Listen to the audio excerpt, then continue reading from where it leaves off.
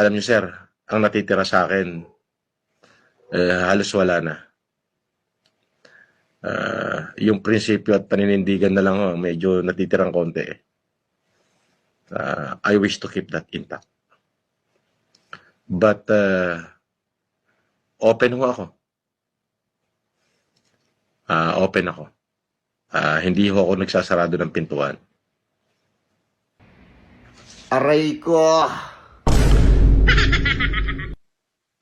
Ako ho yung laging may second chance. Sila ho yung nauna, hindi po ako. Gumaganti lang ako.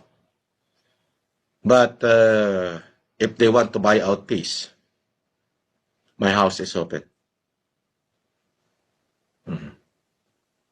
My house is open. I'm willing to lay down cards. Sige, dahil sa message niyo. Thank you, sir.